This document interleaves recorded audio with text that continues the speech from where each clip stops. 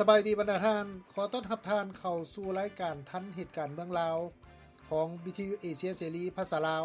ผ่านทางระบบพอดแคสต์ EP นี้ยังจะนำเสนอการสัมภาษณ์ดร.บุญทรจันทรวงศ์วีเซอร์ประธานพันธมิตรประชาธิปไตยในลาวเป็นตอนที่2หรือตอนจบในกรณีที่หางเสียงที่ว่าดร.บุญทรเคลื่อนไหวเพื่อเงินไปบ่อนใดผิดกันบ่อนหันกับบรรดานักเคลื่อนไหวนำกันเกี่ยวกับเรื่องนี้ดร.บุญทรจะมาไขคอข้องใจละเอียดก็มีเสียงวิพากษ์วิจารณ์ดร.บุญทรจะมีผู้หลักผู้ใหญ่อยู่ประเทศลาวโอ้ยดร.บุญทรนี่เว้าเคลื่อนไหวนี่เพื่อเงินซื่อๆหั่นน่ะมันตัวนี้เป็นจังได๋คันสิเว้าเพื่อเงินนี่เงินข้าพเจ้าทุ่มเทใส่การเคลื่อนไหวนี่หลายที่สุดเนาะคันสิซื้อเฮือนก็อาจสิได้หลายล้าน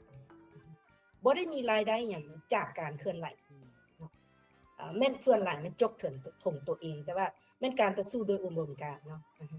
เมื่อก่อนที่พวกเราเคลื่อนไหวต่างๆมีการบริจาคของคนลาวนอกมีส่วนหลายเงินบริจาคส่วนหลายเฮาก็มาใช้เป็นค่าห้องประชุมบ่ค่าปียนต์บ่เดินทางมันก็บ่พอนะก็ได้จกถุงตัวเองใส่เนาะแล้วการที่มากล่าวหาว่าต่อสู้นี้เพื่อได้รายได้ได้เงินอันนี้เป็นการกล่าวหาเนาะเพราะคณะที่เคลื่อนไหวใกล้ชิดนำข้าพเจ้านี่ข้าเจ้าฮู้ดีพวกเรามีบัญชีเงินอย่างละเอียดอย่างขาวสะอาดฉะนั้นความเสียสละมันสูงแล้วก็บ่ได้อาศัยเงินอะไรมาซื้อจ้างที่จริงแล้ววิชาที่ข้าพเจ้าทำงานอยู่โรงพยาบาลนี่รายได้ข้าพเจ้าก็พออยู่พอกินเนาะการสิว่ามันบ่มีความจำเป็นสิไปซอกเงินโกงทางใดมาอีกนะพออยู่พอกินคันบ่ได้เหตุการณ์ต่อสู้มีเงินก็แฮงสิเหลือพอไปลิ้นไปเที่ยวหลายว่าซั่นซะสรุปง่ายๆแบบนั้นคือที่ผ่านมามันก็มีกับเรื่องดราม่ามีความบ่เข้าใจกันระหว่างบรรดานักเคลื่อนไหวนำกันนี่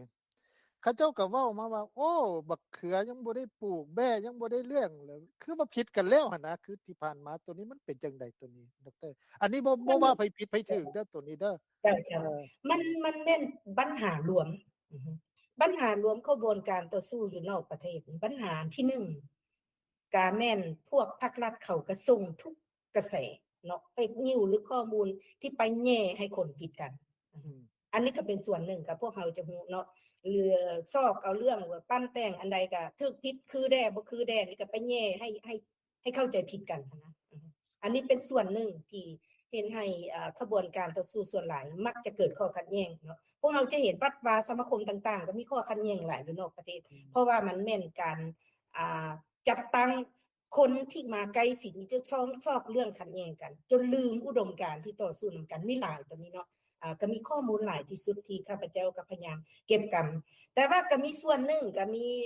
ความขัดแย้งแตกต่างกันบางคนคิดว่าเข้ามาต่อสู้แล้วสิได้หน้าที่ตำแหน่งมีผลประโยชน์ส่วนตัวนะคันบ่มีผลประโยชน์แล้วก็เกิดข้อขัดแย้งมาเนาะบางคนว่าเข้ามาต่อสู้กันหลายการจะตั้งนึงแล้วผู้เดียวเป็นประธานตลอดตัวเองบ่ได้อีหยังสิก็บ่อยากเฮ็ดนำที่จริงแล้วก็บ่แม่นข้าพเจ้าอยากเป็นประธานเนาะพวกเฮาก็มีการเลือกตั้งทุกๆครั้งทุก4ปีนะแต่ว่ามันก็ต้องมีการแข่งขันความสามารถ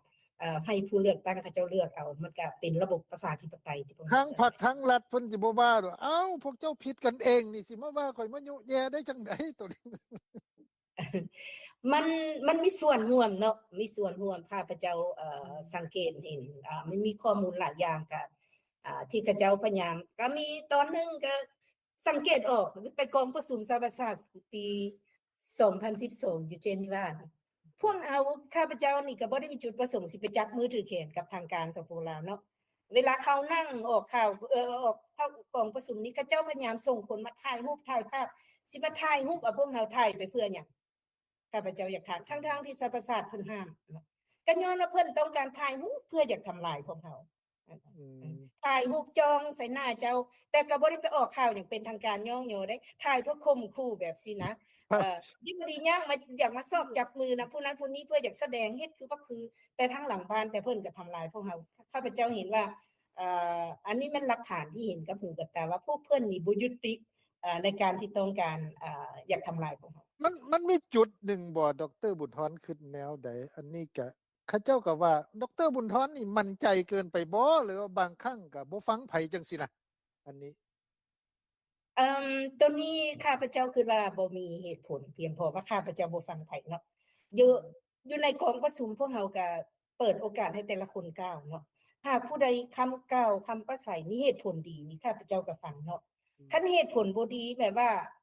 ไปเชื่อฟังคำเว้าผู้ใดผู้หนึ่งนะมาแย่ให้พวกเราผิดข้องต้องเถียงกันข้าพเจ้าบ่ค่อยเชื่อฟังเนาะเพราะว่าฮู้ดีว่าคำเว้าแบบนี้เป็นการเว้าเพื่อทำลายฉะนั้นพวกเราก็จะสังเกตว่าการจัดตั้งต่างๆของเราในปัจจุบันนี้คันว่าต่อสู้จริงจังแท้ๆมันก็จะต้องพยายามรักษาการจัดตั้งตัวเองให้สืบต่อไป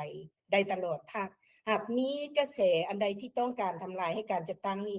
บ่สามารถเคลื่อนไหวไปได้ข้าพเจ้าจำเป็นต้องเฮ็ดทุกอย่างเพื่อให้การจัดตั้งสืบต่อเคลื่อนไหวได้เนาะมันอยู่บนหันจุดสำคัญ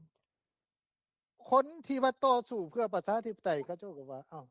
ไปบ่อนใดก็ไปพิษกันอยู่บนหันจังซี่นะแล้วเขาเจ้าก็เว้าจังซี่หั่นนะอันนี้ได้ยินแท้ๆจากหูนะตัวนี้เห็นว่าจังได๋นี่ตัวนี้นี่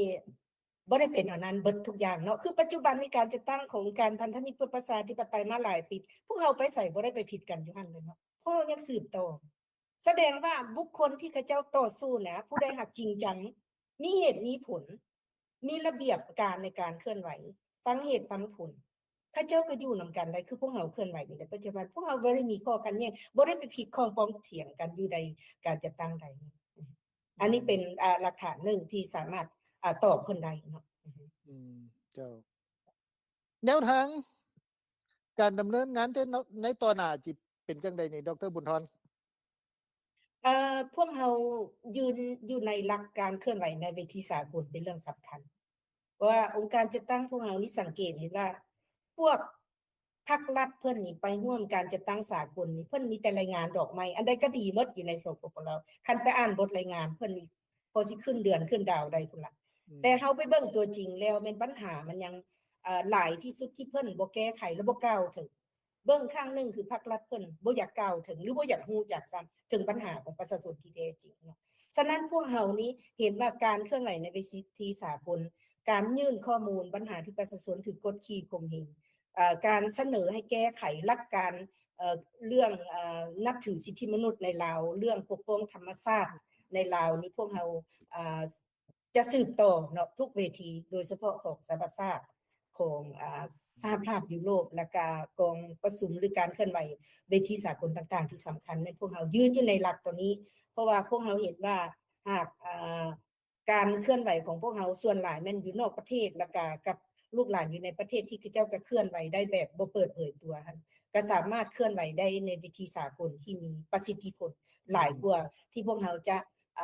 สร้างการเคลื่อนไหวอยู่ในประเทศที่สร้างความบ่ปลอดภัยให้แก่เขาเจ้าอยู่ในประเทศตัวนี้มันก็มีอันน่ะจุดหนึ่งที่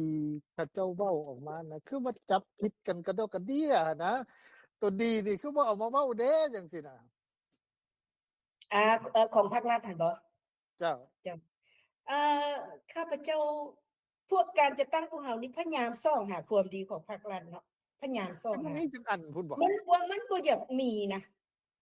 บ่อยากมีที่สมควรที่เพิ่นหั่นเว้าว่าเพิ่นสลาดส่งใส่ปกครองถูกต้องพวกเฮาบ่เห็นความดีสมมาภาคควรที่จะไปย่องยอสรรเสริญได้ที่ผ่านมาเพิ่นก็ได้ส่งนักศึกษามาเรียนอยู่ต่างประเทศทั้งอยู่ทุนนิยมแล้วก็สังคมนิยมเด้เขาเจ้าก็ว่ามีพนักงานที่มีความสามารถจังซี่เด้ซั่นน่ะอยู่ประเทศลาวในปัจจุบันเจ้าก็แม่นเพิ่นส่งไปเนาะก็บ่มีแต่ภาครัฐระบบเก่าเนาะเพิ่นก็ส่งไปคือกันบ่มีระบบคอมมิวนิสต์เพิ่นก็ส่งไประบบใหม่เพิ่นก็ส่งไปอันนี้มันเพราะว่าการส่งไปนี่ทุกๆประเทศที่เขาเจ้าก็ให้การช่วยเหลือเด้เนาะแต่ละประเทศที่เขาเจ้าบอกว่าจะให้ทุนช่วยเหลือในการพัฒนาในการเรียนรู้ของคนอยู่ในประเทศที่ทุกข์จนหั่นน่ะเขาเจ้าให้ทุนแบบซั่นเด้เนาะมันต่างกับทุนผู้ที่ว่าสิไปเรียนต่างประเทศที่ว่าพ่อแม่จ่ายเงินให้เนาะมันคนละอย่างคันส่วนหลายรัฐบาลส่งไปมันบ่แม่นทุนรัฐบาลโดยตรงแม่นทุนของรัฐบาลประเทศอื่นหั่นช่วยลาวว่าซั่นจ้ะแล้วจึงเป็นทุนไปอันนี้แม่นเหตุผลที่ข้าพเจ้าเห็นว่าการส่งนักศึกษาไปเรียนแต่ว่าในปัจจุบันพวกเราจะเห็นว่าเพิ่นส่งนักศึกษาไปเรียนส่วนหลายหั่นนะพ วกที่เรียนจบหั่นล่ะพวกเรียนเก่งๆเรียนอีหลีที่สิสร้างสาพัฒนาประเทศลาวให้เจริญเพิ่นบ่ให้โอกาสเขาเจ้าเด้